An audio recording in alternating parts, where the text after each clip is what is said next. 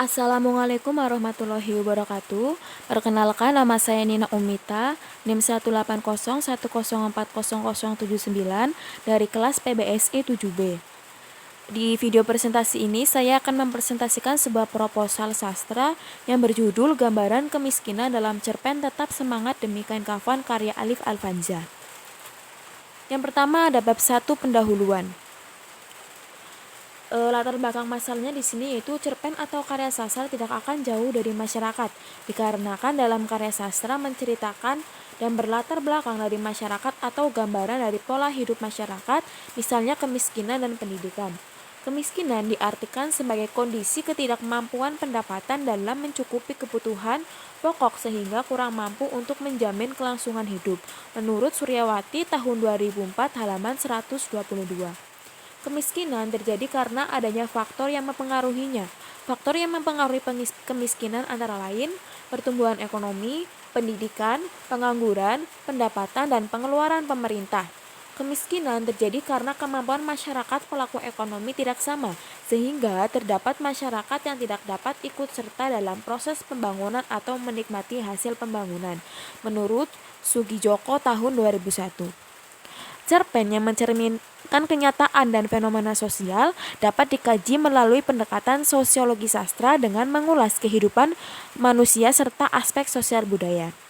Sosiologi sastra menelaah hubungan antara cerpen dengan masyarakat yang berorientasi kepada pengarang dan pembaca maupun kepada semesta yang menjadi bidang ilmu sosial kemasyarakatan yang dapat menghidupkan suatu cerpen. Cerpen yang berjudul Tetap Semangat Demi Kain Kafan yang ditulis oleh Alif Alfanza memiliki dinamika kehidupan sosial yang menarik untuk dibahas dan dikaji. Penulis cerpen Alif Alfanza menulis cerpen ini berdasarkan kehidupan nyata yang dialami oleh kakek Sanari di Duku Dermalaya, RT 4 RW 1, Desa Serang, Kecamatan Bojong, Kabupaten Tegal, Jawa Tengah.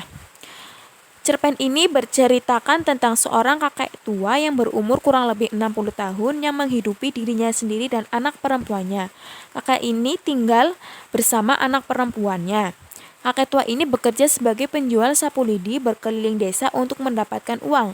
Kakek ini mempunyai mimpi untuk membeli kain kafan untuk dirinya kelak. Namun, untuk makan dan mencukupi kehidupan sehari-hari saja susah dan kurang cukup.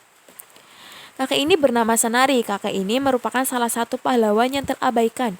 Dinamika kehidupan sosial yang terjadi dalam cerpen ini merupakan masih banyaknya seorang kakek tua yang seharusnya menikmati masa tuanya di rumah, akan tetapi karena kekurangan ekonomi, kakek tersebut memaksakan untuk bekerja di luaran sana, menjadi tulang punggung keluarga dan untuk mencukupi kehidupan anak-anaknya. Seorang ayah juga akan lebih mementingkan anaknya dibandingkan dirinya sendiri, karena kebahagiaan anak menjadi nomor satu. Dari cerita cerpen tersebut bisa disimpulkan isi dari cerpen tersebut membahas tentang kemiskinan dengan faktor ekonomi yang melandasinya. Kontribusi dengan kehidupan secara langsung yaitu bisa dilihat dari si penulis cerpen tersebut menuliskannya dari yang diambil dari kehidupan nyata yang memang terjadi di kehidupan sekarang ini. Adapun rumusan masalah dari latar belakang masalah tersebut yang pertama yaitu bagaimana kemiskinan yang terkandung dalam cerpen Tetap Semangat Demi Kain Kafan karya Alif Alfanza. Yang kedua, bagaimana tindakan pencegahan kemiskinan dalam cerpen Tetap Semangat Demi Kain Kafan karya Alif Alfanza. Tujuan dari penelitian ini yaitu untuk mendeskripsikan kemiskinan yang terkandung dalam cerpen Tetap Semangat Demi Kain Kafan karya Alif Alfanza. Yang kedua, untuk mendeskripsikan tindakan pencegahan kemiskinan dalam cerpen Tetap Semangat Demi Kain Kafan karya Alif Alfanza. Sedangkan manfaat penelitian ini ada dua. Yang pertama ada manfaat teoritis. Hasil penelitian ini dapat memberikan informasi yang lebih rinci dan mendalam tentang gambaran kemiskinan dalam cerpen Tetap Semangat Demi Kain Kafan karya Alif Alfanza. Yang manfaat kedua yaitu manfaat secara praktis. Hasil penelitian ini dapat memberikan manfaat yaitu bagi pembaca, memberikan sumbangan pemikiran atau bahan informasi mengenai gambaran kemiskinan dalam cerpen Tetap Semangat Demi Kain Kafan karya Alif Alfanza. Yang kedua, bagi mahasiswa untuk memahami sekaligus menilai karya sastra yang mengandung nilai sosiologi sastra.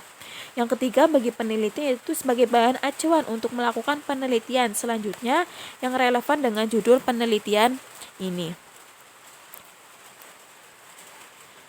Bab 2 yang pertama yaitu ada penelitian yang relevan. Penelitian ini relevan dengan penelitian karya Sani Bekuncoro yang berjudulkan Gambaran Kemiskinan dalam Novel Mayan karya Sani Bekuncoro, tinjauan Sosiologi Sastra Ian Watt. Nah, penelitian yang cukup relevan dalam penelitian ini adalah penelitian skripsi yang dilakukan oleh Wiwik Pratiwi Hasbullah tahun 2018 dengan judul Gambaran Kemiskinan dalam Novel Mayan karya Sani Bekuncoro, suatu tinjauan sosiologi sastra Ian Watt.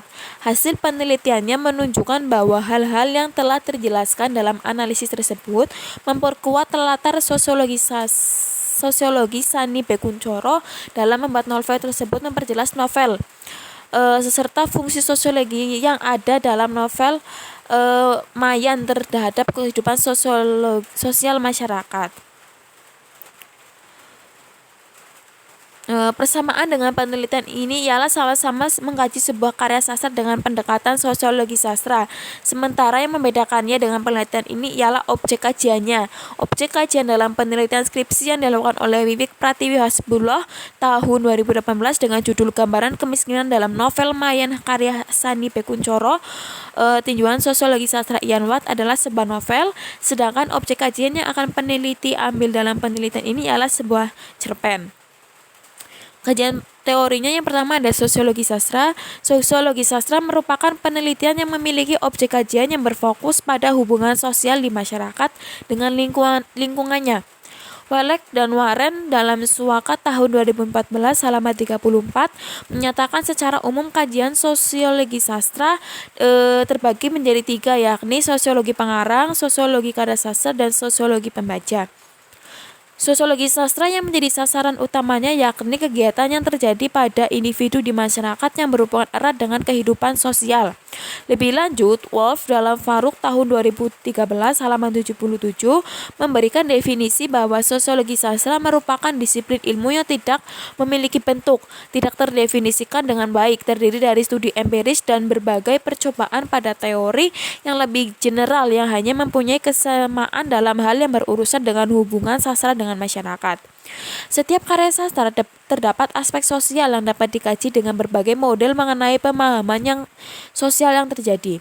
Menurut Lauren dan Swingwood dalam Endar Suara tahun 2011 halaman 77, terdapat 3 perspektif yang berkaitan dengan sosiologi sastra.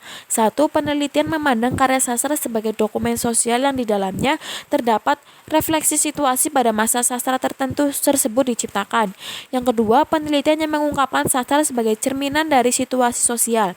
Sosiologi sastra merupakan pendekatan yang berinti bertolak pada pengarang, pembaca, dan semesta. Pendekatan sosiologi sastra memberikan kepekaan terhadap sastra yang berlandaskan pada pandangan sastra sebagai fenomena sosial, kemudian dikisahkan menjadi sebuah wacana yang lebih produktif dalam bentuk karya sastra. Kajian sosiologi sastra pada dasarnya terbentuk berdasarkan sikap dan pandangan secara teoritis dengan memusatkan pada sastra yang merupakan institusi sosial. Yang kedua, sastra sebagai cerminan masyarakat. Sastra sebagai cermin masyarakat maksudnya seberapa jauh sastra dapat dianggap mencerminkan keadaan masyarakat. Pengertian cerminnya dimaksud masih kabur karena banyak disalah tafsirkan dan disalahgunakan. Hal yang harus dipergunakan dalam klasifikasi sastra sebagai cermin masyarakat adalah sastra mungkin tidak dapat dikatakan mencerminkan masyarakat pada waktu ditulis, sebab banyak ciri-ciri masyarakat ditampilkan dalam karya itu sudah tidak berlaku lagi pada waktu ia ditulis. Sifat lain dari yang lain, seorang pengarang sering mempengaruhi pemilihan dan penampilan fakta-fakta sosial dalam karyanya. C. Genre sastra seiring merupakan sikap sosial suatu kelompok tertentu dan bukan sikap sosial seluruh masyarakat. D. Sastra yang berusaha untuk menampilkan keadaan masyarakat secermat-cermatnya mungkin saja tidak dapat dipercaya sebagai cerminan masyarakat. Sebaliknya, sastra yang sama sekali tidak dimaksud untuk menggambarkan masyarakat mungkin masih dapat digunakan sebagai bahan untuk mendapatkan informasi tentang masyarakat tertentu. Dengan demikian, pandangan sosial pengarang diperhitungkan jika peneliti karya sastra sebagai cerminan masyarakat. Karya sastra lahir di tengah-tengah masyarakat sebagai hasil imajinasi pengarang serta refleksi terhadap gejala-gejala sosial di sekitarnya. Kehadiran karya sastra merupakan bagian dari kehidupan masyarakat. Pengarang sebagai objek individual mencoba menghasilkan pandangan dunianya kepada objek kolektifnya. Penggabungan objek individual terhadap realitas sosial yang ada di sekitarnya menunjukkan sebuah karya sastra berakar pada kultural masyarakat tertentu. Keberadaan sastra yang demikian menjadikan sastra dapat diposisikan sebagai dokumen. Menurut Pradopo dalam Jabrohim tahun 2001 halaman 59. Karya sastra berfungsi untuk menginvestasikan sejumlah kejadian yang ada di masyarakat. Seluruh kejadian dalam karya sastra merupakan prototipe kejadian yang pernah dan mungkin terjadi pada kehidupan sehari-hari. Sastra sebagai cermin masyarakat menganggap bahwa sastra merupakan sebuah tiruan kehidupan masyarakat. Menurut Ian Watt dalam Darmono tahun 1978 halaman 3 dan 4, sastra sebagai cerminan kehidupan masyarakat merupakan fungsi sastra untuk merefleksikan kehidupan masyarakat ke dalam sastra. Sastra umumnya berusaha untuk menampilkan keadaan masyarakat secermat-cermatnya agar menggambarkan kehidupan asli dari masyarakat zamannya. Yang ketiga ada cerpen. Cerpen merupakan singkatan dari cerita pendek yang memiliki isi cenderung lebih padat dan langsung menyampaikan pada tujuannya. Cerpen termasuk ke dalam karya fiksi yang dikembangkan secara imajinatif dengan menuangkan gagasan, ide, dan kreativitas sehingga dapat menciptakan cerita yang menarik bagi peminat untuk membacanya. Cerpen merupakan salah satu karya sastra yang termasuk fiksi non-faktual. Dikategorikan sebagai fiksi non-faktual karena karyanya berupa hasil dari imajinasi seorang penulis. Non-faktual juga berarti bahwa cerpen tidak memerlukan data dan fakta untuk menunjukkan kebenaran isinya. Namun demikian, cerita pendek juga tidak hanya bersifat khayalan yang dibuat begitu saja tanpa melalui perenungan terhadap hakikat hidup dalam kehidupan. Menurut Sabdiani R. dan kawan-kawan tahun 2018, penghayatan dan perenungan secara mendalamnya dilakukan dengan sadar serta penuh tanggung jawab merupakan landasan dalam menciptakan sebuah karya sastra berupa cerpen. Yang selanjutnya bab 3 yaitu ada jenis penelitian. Jenis penelitian ini ialah penelitian deskriptif kualitatif. Penelitian kualitatif mengkaji sesuatu berdasarkan pada kondisi alam yang apa adanya, berupa memahami dan atau menafsirkan fenomena berdasarkan pemaknaan dari masyarakat yang mengalami fenomena tersebut. Objek penelitiannya yaitu apa saja yang menjadi titik suatu penelitian. Objek penelitian ini adalah semua aspek sosial dalam cerpen Tetap Semangat Demikian Kafan karya Alif Alfanza. Sedangkan penelitian ini menggunakan pendekatan sosiologi sastra.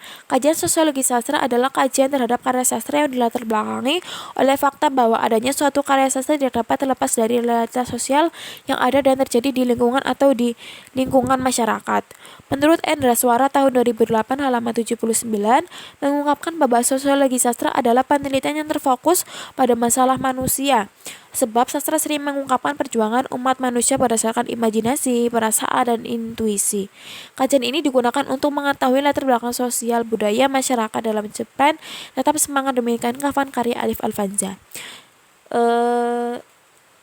Data dan sumber data dalam penelitian ini adalah kata-kata atau kalimat yang menggambarkan latar belakang sosial budaya atau kemiskinan dalam cerpen Tetap Semangat Demikian Kafan karya Alif Alfanza.